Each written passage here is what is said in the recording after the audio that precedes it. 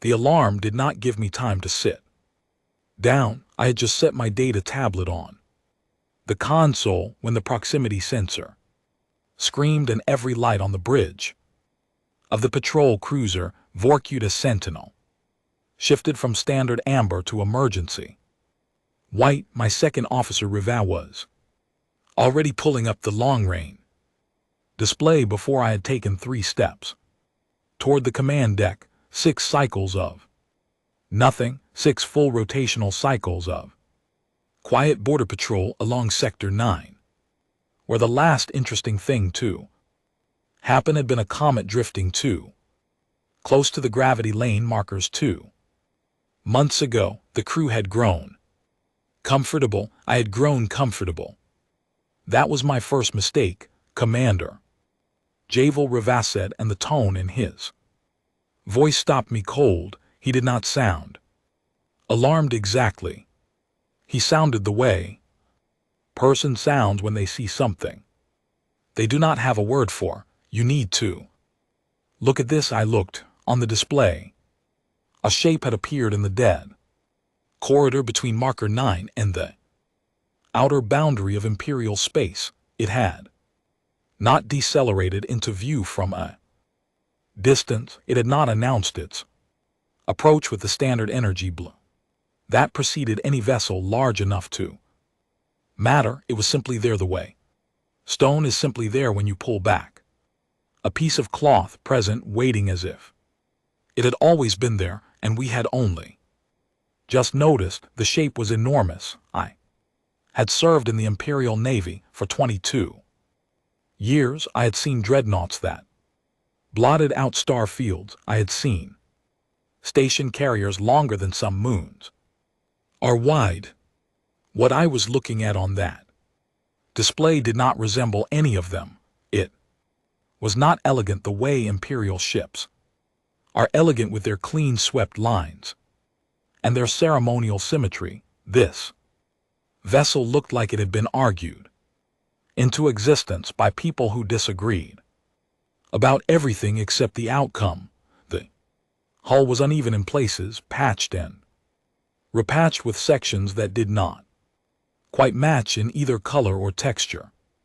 Protrusions jutted out at irregular angles, some of them clearly functional, some of them impossible to identify at scanning distance. The whole structure had a quality I struggled to name at first. It took me almost a full minute before the word came to me: survived. It looked like something that had survived. Transponder, I asked. Nothing, Rivi said. No registry beacon, no approach declaration, no energy signature consistent with any known drive system. Either, Commander, the reactor output is fluctuating in a pattern our analysis systems cannot categorize. It is not consistent with damage or malfunction. It appears to be deliberate. I stared at the shape on the display. How long has it been there? Rivi hesitated. Our best estimate based on passive gravitational data is approximately 40 minutes before the proximity alert triggered. Commander, it was stationary before we detected it. It waited. That was the moment I felt the first edge of something unpleasant moving through my chest. Not fear exactly, something quieter and colder. The sensation of realizing that whatever intelligence had brought that vessel to the edge of Imperial space had known precisely where we were and had chosen deliberately to let us see it on its own terms. I straightened. Open a channel, full band broadcast, standard Imperial hail protocol. The comms officer activated the broadcast. The standard phrase went out. The formal Imperial demand for identification, registry declaration, an immediate acknowledgement of territorial boundaries. We waited. The corridor was silent. After 30 seconds, I was about to order a repeat transmission when the channel opened. The voice that came back was unhurried. It did not Sound threatened, it did not sound. Nervous, it carried a tone I recognized. From certain kinds of experienced travelers, people who have spent enough time in unfamiliar places that unfamiliar places no longer unsettle them. Patrol vessel, the voice said in Vorkai, not perfect Vorkai, not the clean formal dialect of a diplomatic computer, but real Vorkai spoken by someone who had learned it from living sources and kept the roughness of process in every syllable. This is Captain Mara Oduya of the Free Merchant vessel Stubborn Grace, registered to the Terran Commonwealth. We are operating in uncharted space on a commercial mapping and trade route survey. We mean no violation of your territorial markers. We did not have accurate boundary data for this sector. That is in fact part of why we are here. I looked at Rivi. He was already running the name through Imperial databases. He shook his head. Once nothing. No record of a Terran Commonwealth. No record of the vessel designation Stubborn Grace. No record of the name Mara Oduya. I keyed the channel. Open vessel Stubborn Grace. You are currently inside the boundary of the Vorkai Empire's sovereign patrol zone. You are required to power down non-essential systems, identify your point of origin in full, and prepare for boarding inspection. Non-compliance is considered an act of territorial aggression under Imperial Code 7. Pause that followed was not the pause of someone deciding whether to obey or run. It was the pause of someone thinking through a problem they found mildly interesting. I appreciate the clarification on the boundary. Patrol Commander, the voice said. Boarding inspection is not something I am prepared to agree to at this time. I will tell you why. I have a crew of 11 people, a cargo hold full of survey data and trade samples, and no aggressive intent whatsoever. Boarding inspections have a way of becoming complicated when the party being boarded has no existing treaty relationship with the party doing the boarding. I have seen it go badly. What I'm prepared to do is come to you myself in a shuttle, unarmed, for a direct conversation. I think that is a better use of both our time. Give me 1 hour. I opened my mouth to respond, then I stopped because on the tactical display the Stubborn Grace had not powered down a single weapon system. I was not certain what its weapon systems were exactly, given that nothing on that hull matched Imperial weapons configurations, but the energy signatures in 3 separate locations along its undercarriage had not changed, had not diminished, and were being held in a state of active readiness that our tactical computer described as standby. Armed, the ship was not threatening us. It was simply making clear in a very quiet way that it had not forgotten it. Had options. I had 2 frigates in this patrol group, the Vorkasigan Sentinel and its sister ship, the Vorkasigan Reach. Between them we carried enough firepower to reduce most commercial vessels to scattered debris in under 4 minutes. I looked at the size of the vessel on my display. I looked at the improvised architecture of its hull, the evidence of damage endured and repaired, and endured again. I looked at the weapon signatures. It was not pointing at us. 1 hour, I said. The channel closed. Rivi was staring at me. 2 of the bridge crew were staring at me. I did not explain myself. I pulled up everything our passive scans had gathered in the last 10 minutes and began reading, because something in the quality of that conversation had made me very certain of one thing. Whoever was about to walk off that shuttle had done. This before, I told myself I was observing out of professional duty. That was not entirely true. I was observing because I could not stop. The hangar bay of the Vorkasigan Sentinel holds 4 of our own patrol craft and has room for 2 additional vessels of light 2. Medium class, the shuttle that detached from the stubborn Grace and made its approach was small, compact, and moved with a kind of precise confidence that made the automated navigation systems in our bay look almost redundant. It did not require guidance assistance. It found the landing coordinates on the first approach and settled onto the deck with less noise than our own pilots typically managed. I was stationed near the secondary observation bay behind a reinforced viewport with 4 armed sentinels between me and the hangar floor and a direct line to Commander Zhukov. On my communicator, I had my data recorder running. I told myself I was documenting for the intelligence report. The shuttle's door opened. She stepped out. I had reviewed the limited biological data we had on record for humanoid species classified under the broad category that some of our outer rim traders called soft bodies, which referred to a family of bipedal species from the galactic midrim who shared a general body plan: upright stance, bilateral symmetry, 2 upper limbs used primarily for manipulation, and a head positioned at the highest point of the body containing the primary sensory cluster. I had read those records. I thought I understood what I was about to see. I had not understood.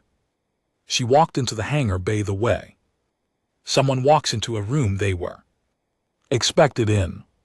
Not slowly, not cautiously, not with the careful, deliberate movements of someone entering an unfamiliar space surrounded by armed personnel. She walked with her shoulders easy and her head up and her eyes moving steadily across the space around her, taking in the 4 armed sentinels, the reinforced security doors, the tactical positioning of every Vorkai officer present. She took all of it in, and then she did something I had not anticipated. She smiled, not the tight, controlled expression of diplomatic neutrality, genuine open expression that seemed to communicate something along the lines of, well, here we all are. She was carrying a flat rectangular data device in one hand, and in the other hand she held a small cylindrical container with a sealed top. She raised the container slightly in what appeared to be a greeting gesture and took a long drink from it as she came to a stop in the center of the hangar floor. One of the sentinels, a young officer named Petrick, who I had assigned to this position specifically because of his composure under pressure, took a small step backward. She noticed. She glanced at him and her expression shifted to something that was perhaps slightly apologetic, and she lowered the container to her side. My hands were already working on my data recorder, running the biological scan package. The results began populating the screen, and I read them while watching her through the viewport with one eye. The results were not what I expected. Her skeletal density was significantly higher than Vorkai standard. Our standard bone composition is light, efficient, optimized over generations of evolutionary history for speed and flexibility. Her bones read as heavier, denser, built to absorb impact loads that would fracture our equivalent structures. Her muscle tissue was layered differently, too, organized in a way that our xenobiology database flagged with a note I had to read twice. The flag said, Configuration consistent with species evolved under high gravity or high predation pressure conditions. Suggests organism historically required both speed and sustained physical resistance. I looked up from the screen. She was standing in the center of the hangar, unhurried, waiting for whoever was in charge to appear and talk. To her, she was not sweating, she was not trembling. Her biometric signatures, which we were reading passively through the hangar's environmental sensors, showed a heart rate that my medical database categorized as slightly elevated, as if she were on a brisk walk, not standing alone in a foreign military hangar surrounded by armed personnel who had never seen her species before and did not yet know what to do with her. Commander Javel's voice came through my communicator. Quiet and controlled. Report, Reeve. She is calm, I said. I had intended to say something more analytical than that. Nothing more analytical came. I noticed, Javel said.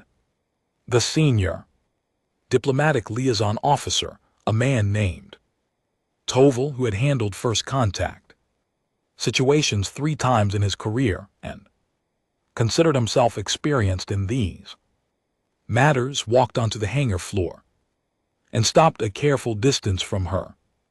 He began the standard greeting protocol in Imperial Common, which our translation systems were simultaneously rendering for her through the hangar's audio system. She listened politely. She let him finish. Then she responded, not through the translation system, but in Vorkai directly, in that same slightly rude living dialect I had heard over the comm channel.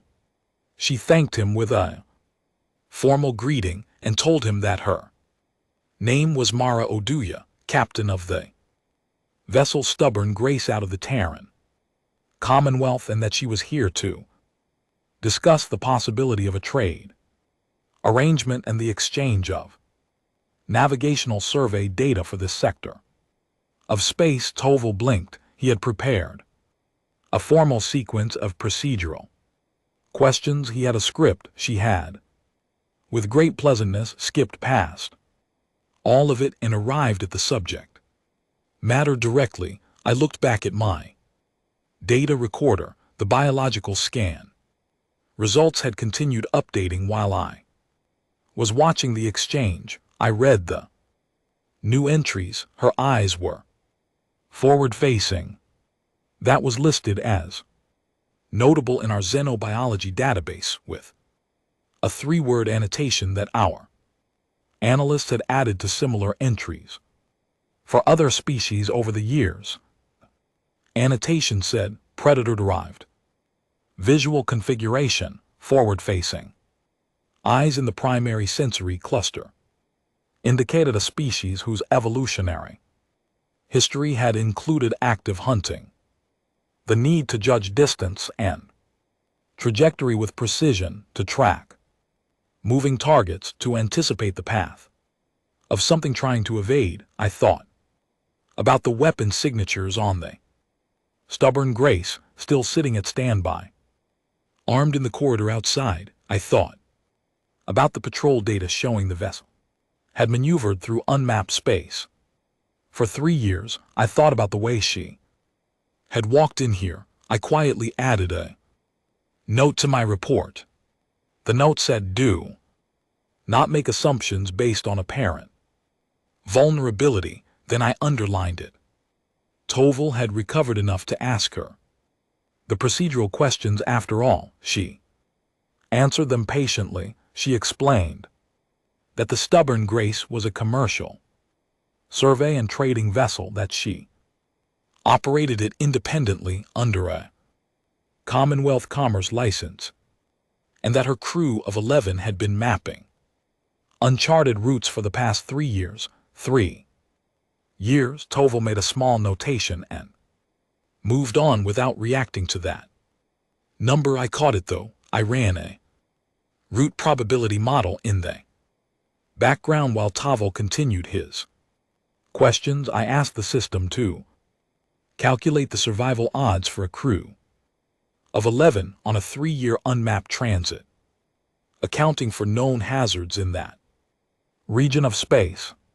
The system knew about the Razor storm clusters in Sector 4, the Void Leech-Mig-Shin corridors in Sector 7, the debris field from the old Kethran conflict in Sector 2 that still claimed ships twice a year, and the 2 active territorial dispute that had been generating live weapons fire along contested lanes for the past 18 months.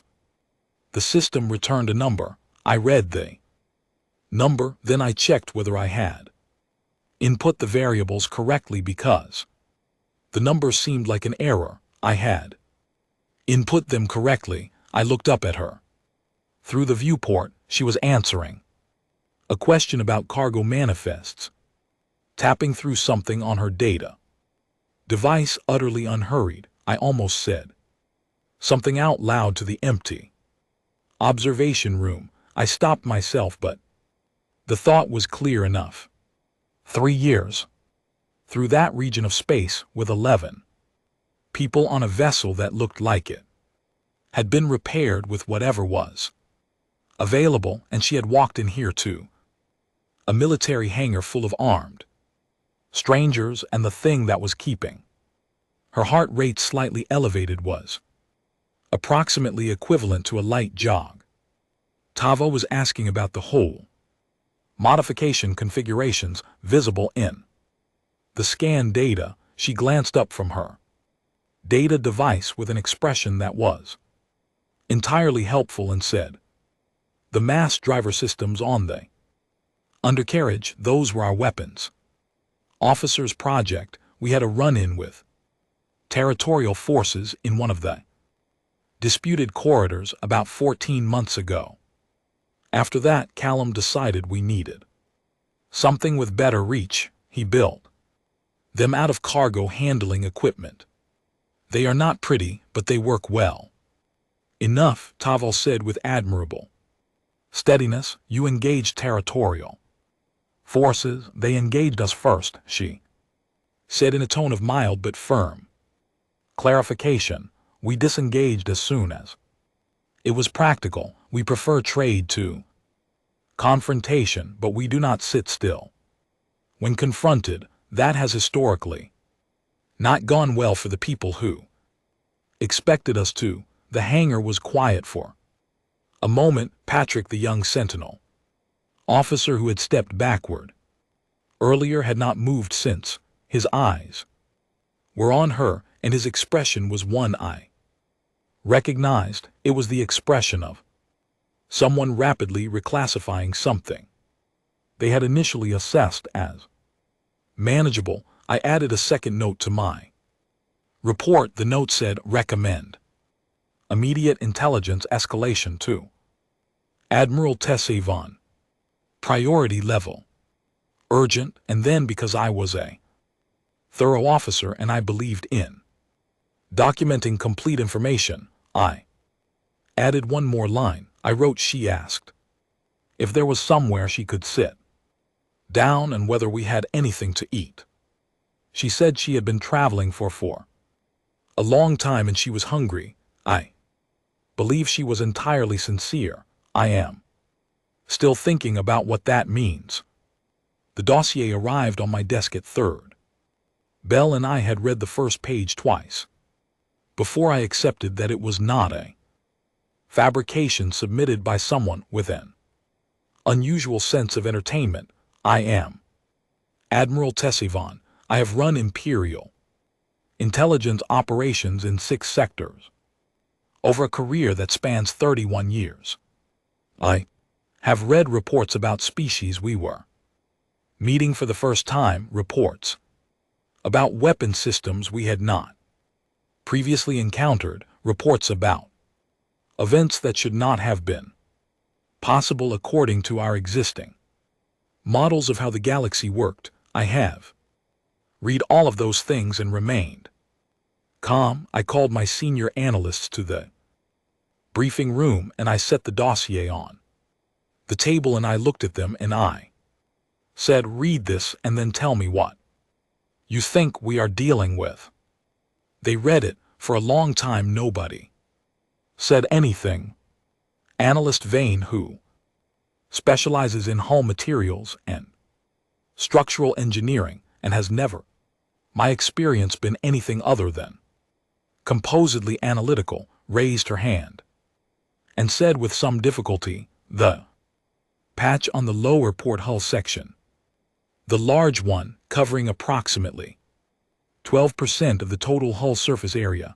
I need to know what they used. I looked at the materials analysis, mining, excavation plating, standard commercial grade applied over a structural breach, consistent with a catastrophic decompression event. Vane was quiet for another moment. A catastrophic decompression event means a section of the hull was exposed to space, a section, approximately 12% of the total vessel.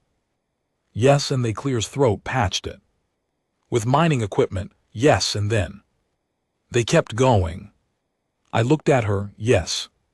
She put the dossier down and sat back in her chair and said nothing else for several minutes, which from Vane was essentially the equivalent of another person walking us in circles saying unbelievable over and over. The weapons analyst, a sharp and energetic young man named Davin, had gone to the wall display and was pulling up the tactical scan data from Commander Javel's patrol log. He was overlaying it with engagement records from the disputed corridor incident that Captain Aduya had mentioned to the diplomatic liaison, cross-referencing with a recovered transmission that our outer rim intelligence network had flagged roughly 14 months prior. I have the merchant vessel report from Sector 12, Davin said, the one flagged as an anomalous engagement record 3 years back. I think this is the same vessel. I remembered that report. Every senior intelligence officer in the network had seen it. Because it was unusual, a Vorkai commercial hauler had filed an incident report describing an unprovoked engagement with an unregistered vessel. The commercial hauler had attempted to force the unknown vessel off a contested trade lane using standard coercion methods, meaning they had powered up weapons and moved to block its path. Standard practice for certain opportunistic commercial operators working near ungoverned territory, the kind of thing that worked reliably against almost every smaller vessel that crossed those lanes.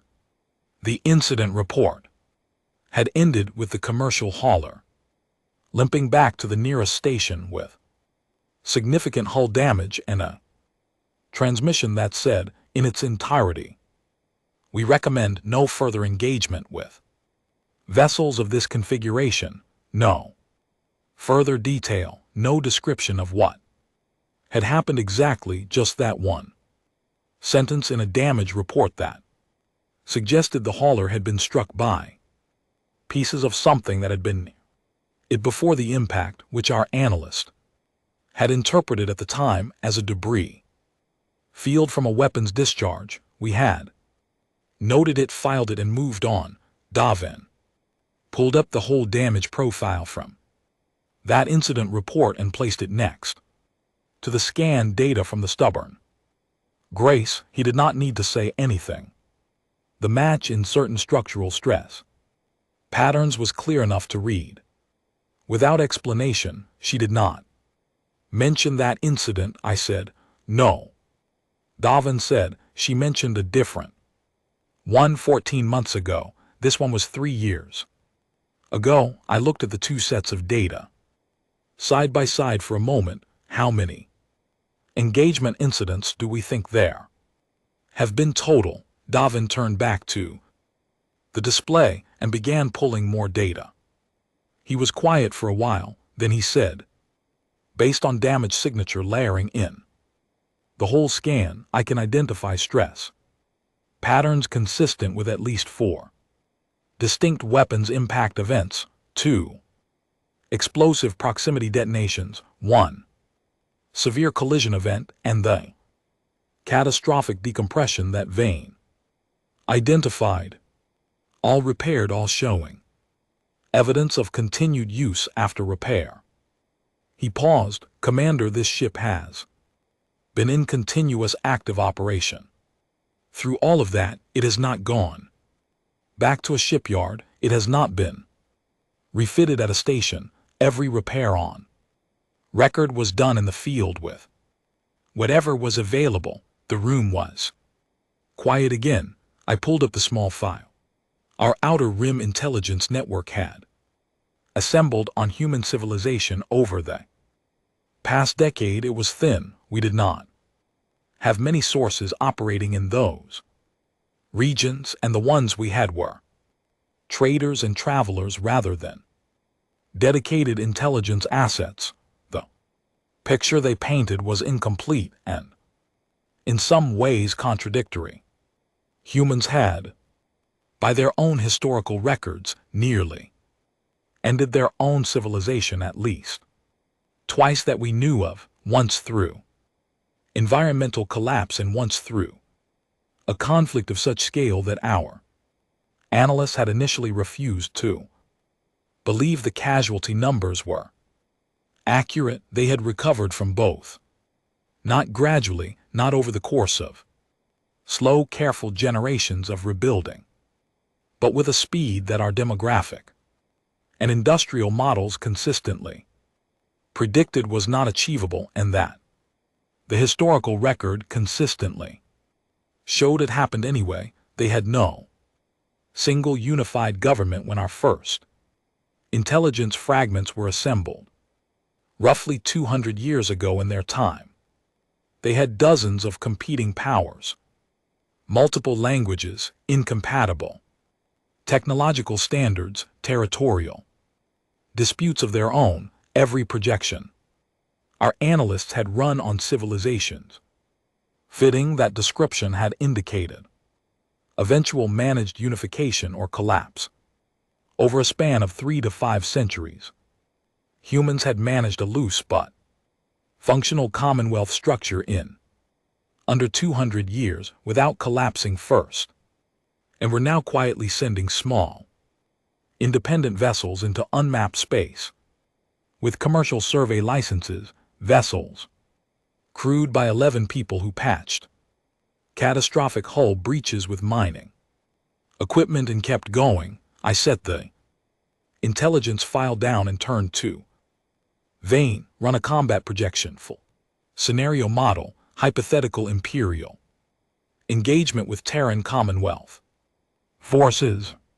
Use all available data. Vane looked at me. We have very limited data on their full military capability. Admiral, use what we have, I said. I need a number. She ran the projection. It took longer than it should have, which told me something about how many variables the system was struggling to account for. When the results appeared on the display, I read them carefully twice, then I picked up my secure communicator and placed a direct call to the imperial capital, because the result of the projection was not, as I had expected it to be, a clear imperial advantage with a question about duration. The result was a category our projection system used rarely. The system called it indeterminate outcome, which in military analysis language meant that the engagement scenario contained variables that could not be resolved with available information, and that resolution would depend entirely on factors that could not be predicted in advance. Specifically, the system had flagged 3 factors it could not model. The first factor was labeled improvised tactical adaptation rate, meaning the speed at which Terran Forces based on available behavioral data appeared to develop novel solutions to obstacles they had not encountered before. The second factor was labeled pain tolerance and continuation rate, meaning the degree to which Terran forces, again based on the limited behavioral data we had, appeared to continue operating under conditions of significant damage to personnel and equipment that would result in withdrawal or cessation of activity for most species in our database. The third factor was labeled with an unusual bluntness that I later asked Donovan about, and he admitted he had written himself because no existing label fit. They do not appear to have a reliable threshold at which they stop. I held the communicator in my hand for a moment. Before connecting the call, I looked at the scan image of the stubborn gray, still displayed on the briefing room wall. The patched hull, the improvised weapons. On the undercarriage, the drive core. That should not have been able to produce the performance numbers it was producing, but was doing so anyway, because someone had modified a commercial mining engine in ways that our engineers said were technically unsound and practically effective. I thought about Captain Mara Odoyua's sitting in a guest room on the Vorkai Sentinel right now, apparently teaching a card game to two Imperial Sentinels who had been assigned to watch her and had instead ended up sitting across a table from her while she patiently explained rules to a game that apparently involved small painted pieces of flat material with numbers on them. I placed the call. Legate Savar had served in the Imperial Court for 40 years, and in that time he had watched 3 emperors make decisions ranging from inspired to disastrous, had navigated 17 major diplomatic crises, and had developed what he considered a reliable ability to read the mood of any room he entered within the first 90 seconds. He could not read this room. The emergency session had been called at short notice, which meant that the court chamber had assembled in something between formal procedure and controlled chaos. Senior military officers occupied the left wing of the chamber in their dress uniforms. Diplomatic staff filled the center benches. Intelligence division heads, including Admiral Tassivin herself, who had arrived by priority transport and looked like she had not slept in 2 days, were positioned along the right wall where they could feed information directly to the throne dais without crossing the formal floor. The Emperor sat at the center of all of it and had been silent for an unusually long time. After reading Tassivin's report, Savar had watched the Emperor receive bad news. Many times, the Emperor received bad news the way experienced leaders receive it, with a kind of contained stillness that processed the information before allowing any reaction to surface. This was different from that. The Emperor had read the report, set it down, and then sat with an expression Savar had only seen on the Emperor's face twice in 40 years of service. The expression was not fear, it was not anger, it was something more considered than both. It was respect, cautious, reluctant, genuine. Respect directed towards something that had not asked for it and probably did not need it. High General Veketh was speaking. Veketh was a large, loudly competent officer in Nays who had won significant territorial engagements and believed in solutions that could be described in direct language. We have an unregistered vessel sitting in our border corridor with weapons active and a foreign national on our ship without authorization. The response to this is standard.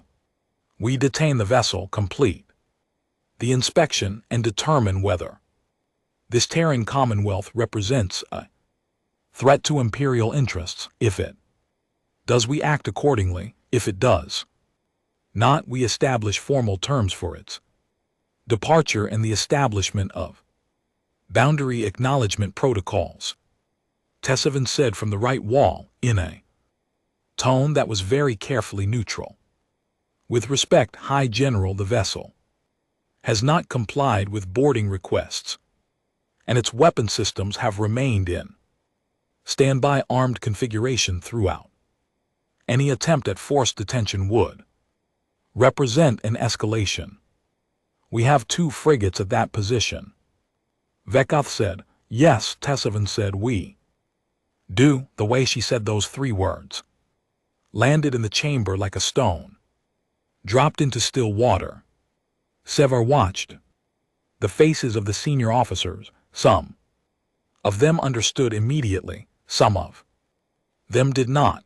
Vekath was one who did not, which was perhaps why he had always been better at winning engagements than preventing them. The Emperor spoke for the first time. What does the combat projection say, Admiral Tessevan?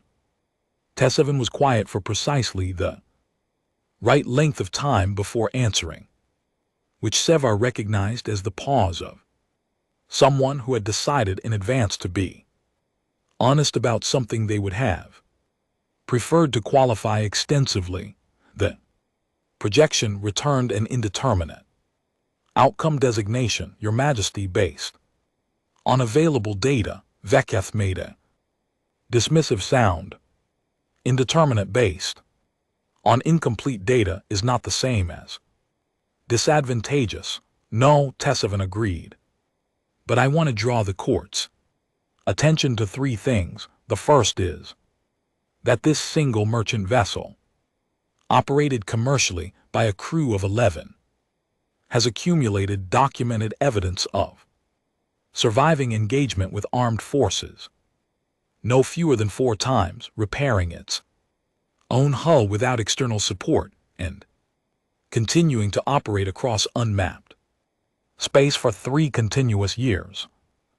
Second is that this is a merchant vessel, not a military ship, not a scout for military action, a trading ship with a commerce license run by a person who came to our hangar bay with a data device and a container of some kind of beverage and asked if we had anything to eat. She paused. The third thing she said is that we have absolutely no information about what a Terran Commonwealth military vessel Tusk. The chamber absorbed that. Savannah looked at the Emperor. The Emperor had picked up the intelligence file and was looking at the image of the stubborn Grace, the patched hull, the improvised systems, the scars of an operating history written in damage and repair. Vessel that looked like a thing that had survived because it was. Legate Savar, the Emperor said without looking up. Savar stood. Your Majesty, in your assessment, if we were at full military engagement with the Terran Commonwealth, not a border incident, full engagement, how long before resolution? Savar had run 3 different projections since receiving Tessevan's briefing that morning. He had read every fragment of intelligence data available. He had thought about the stubborn Grace and the woman who flew it, and the number his probability model had returned for 3-year unmapped transit survival odds. That number, which the system had flagged as a calculation error before he corrected it. He was quiet for long enough that Vekath shifted impatiently in his seat. Then Savar said it would depend entirely on whether they decided they wanted to win, Your Majesty. The Emperor looked up from the intelligence file and looked at him with an expression that confirmed Savar had given the right answer, which was a complicated thing to feel good about. Vekath, the emperor, said, "Your border. Close your order, filed this morning. Your Majesty. Standard protocol for unregistered foreign vessel incidents. Rescind it." Vekath's jaw tightened.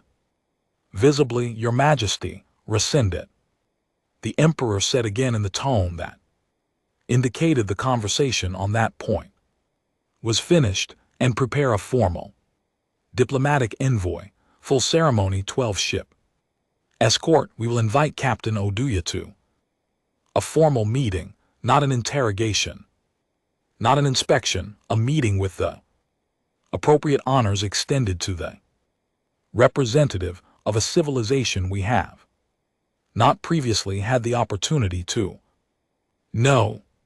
He set the intelligence file down and looked at the image of the stubborn Grace one more time. "A civilization," he said more quietly, "that sends its traders first." Savar caught Tessavan's eye across the chamber.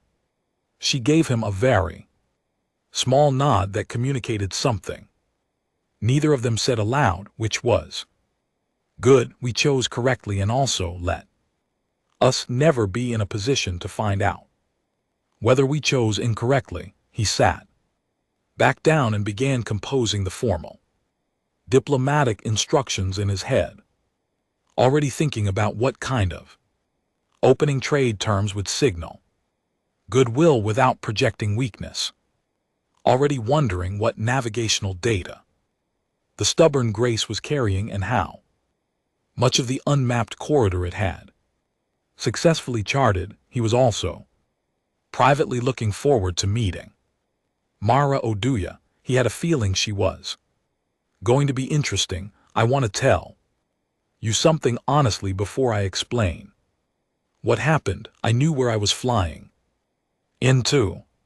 I do not mean that in the vague way as of someone who had done some research and felt reasonably prepared. I mean that I had spent 4 months before this run reading every piece of intelligence the Commonwealth had accumulated on Vorkai imperial doctrine, territorial response protocols, patrol deployment patterns in Sector 9, diplomatic procedure hierarchies, and the psychological framework their military training uses for assessing unknown threats. I knew that their patrol commanders were experienced and trained to be cautious. I knew that their diplomatic corps defaulted to procedure under pressure because procedure made them feel in control. I knew that the thing most likely to produce a good outcome for me and my crew was to be, from the first moment of contact, the least threatening thing they had ever seen that was also clearly not afraid of them. This is not an easy combination to project. I have been practicing it for a long time. My name is Mara Oduya. I have been captain of the stubborn Grace for 6 years. Before that, I spent 8 years in the Commonwealth Navy, most of it in deep survey operations in contested regions, which is a polished way of saying that I have a lot of experience in situations where the difference between a trade route and a debris field depends on decisions made in the first 30 seconds of contact. After the Navy, I took my severance, my accumulated hazard pay, my reputation, and my particular set of skills, and I went into business for myself. The stubborn Grace is not a warship. I want to be clear about that. She is a converted mid-class or hauler, purchased at a significant discount because the previous owner had gotten her into 2 situations she had not fully recovered from, and I had rebuilt her over 2 years into something that could go places most commercial operators avoided.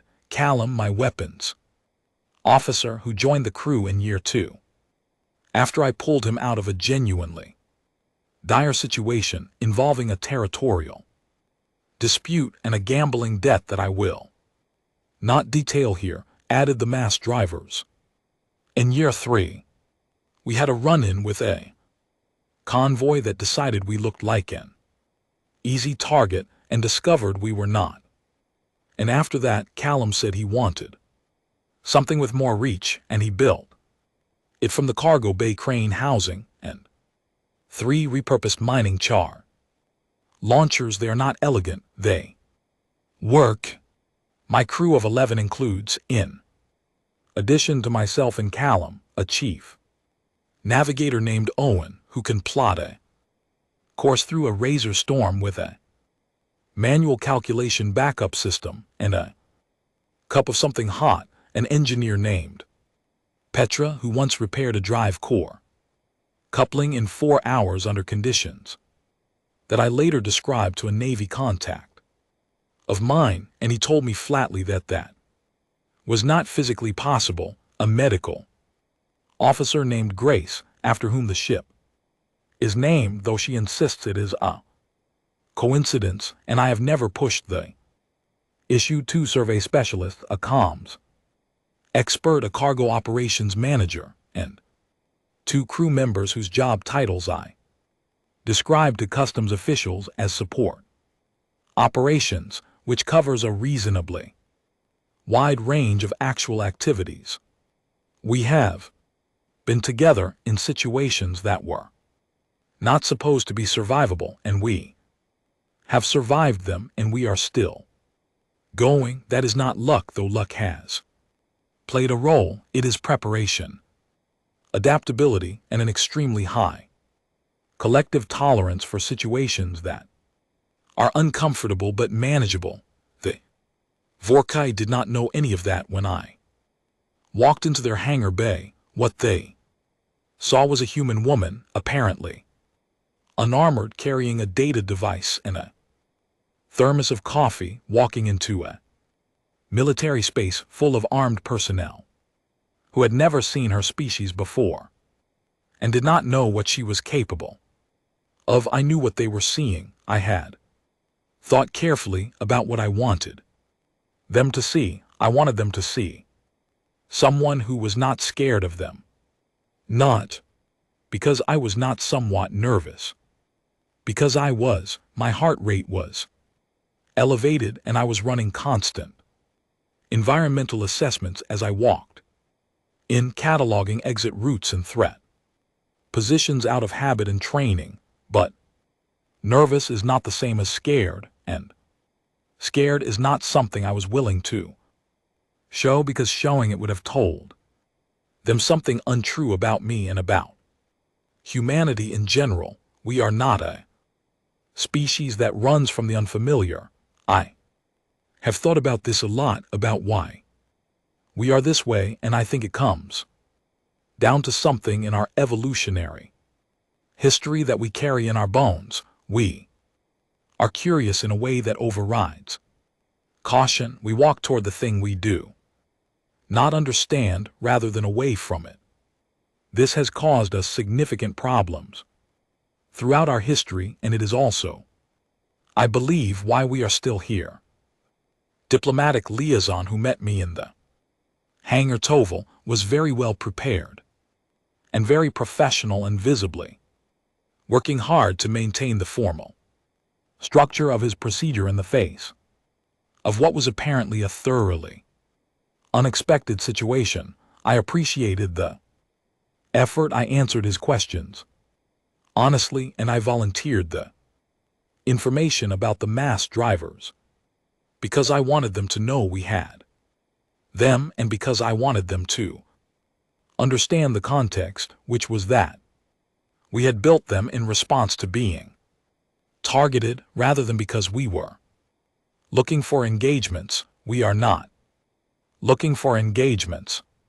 We are looking for trade routes and survey data, and the kind of long-term relationships that make operating in unmapped space more viable over time. That is a better return on investment than any single confrontation. When the formal diplomatic envoy arrived, I confess I was slightly overwhelmed by the scale of it. 12 ships, full ceremonial uniforms.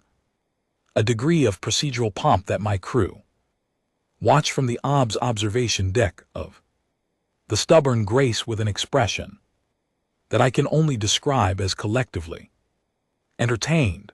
Owen said it was the most impressive thing he had seen since we passed through the Catherine debris field at night with all the reflective particles lit up by our running lights. I told him that was an unexpectedly poetic comparison, and he shrugged and went back to his navigation calculations. I met the Emperor's envoy, a senior legate named Savar, who turned out to be, beneath the ceremony and the formal dress and the 12-ship escort, a genuinely sharp and thoughtful person, with an excellent grasp of what he actually wanted out of the meeting.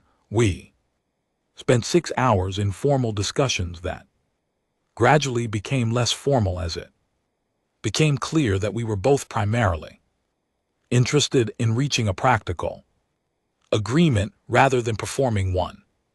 The trade agreement we signed covers navigational survey data for 17 sectors of previously unmapped space provided by the stubborn grace in exchange for access to imperial raw material supply chains at established Commonwealth market rates. It is a good agreement. It is the kind of agreement that creates value on both sides and makes future engagements more likely to be cooperative rather than complicated. Savar, over a small shared meal at the end of the formal session, asked me a question that I think he had been wanting to ask for several hours. He asked whether I had been scared walking into their hangar bay alone. I thought about how to answer that. Honestly, a little, I told him. I have a good sense of danger, and the situation was not without risk, but here is the thing I have learned over a lot of years of doing this: when something very large and very powerful is making up its mind about whether you are a threat or an opportunity, the most useful thing you can do is already be smiling when they decide, because the decision they make in that first moment tends to be the one that sticks. He looked at me for a moment, and then he said that was one of the more practical pieces of advice he had heard in his 40 years in the imperial court, and he wrote it down in a small notebook he kept in his formal jacket. I liked him. 2 days later, I shook his hand, which surprised him considerably, since Vorkuta do not generally use that greeting, and walked back onto the stubborn grace, and Owen had our departure course already calculated. Petra had fixed the secondary coolant issue that had been giving us readings we did not like for the past week. Callum had resupplied the mass driver charge housings from a supply cache we had arranged as part of the trade terms. Grace had restocked the medical bay with 3 items she had been running low on, sourced from Imperial Medical Supply lists, which she said were surprisingly well organized. I sat down in the captain's chair and I looked at the departure plot on my screen, the long, clean line of it leading away from Vorkuta Imperial space and then back into the unmapped dark, where the next sector of uncharted corridor was waiting for someone to go and look at it. I keyed the shipwide channel, all hands. Departure in 10. Owen, get us a clean exit angle. Petra, I want full drive. Output on my mark. Everyone else find something to hold on to until we clear the patrol zone. A chorus of acknowledgements came back from around the ship. I could hear in the background of Callum's acknowledgement the sound of someone else laughing, which told me the card game he had apparently continued teaching to 3 separate Imperial sentinels over the Past 2 days had probably reached some kind of conclusion. Owen's voice came through last, calm and dry as it always was. Course is set, Captain, you know. They named this route already. I checked the updated Imperial charts they gave us. As part of the data exchange, they are calling it Oduya's Corridor. I looked at the departure plot, the long line of it reaching into the dark. Good, I said. Let's go make it longer. The stubborn Grace powered up her drives, the sound of them rising from a hum to steady, confident roar that I had heard hundreds of times and never got tired of, and we moved forward into the unmapped space ahead, carrying 11 people who had been in situations that were not supposed to be survivable and had found every time that surviving was simply a matter of deciding to. Behind us, the Vorkai Empire watched us go. I hope they were taking notes.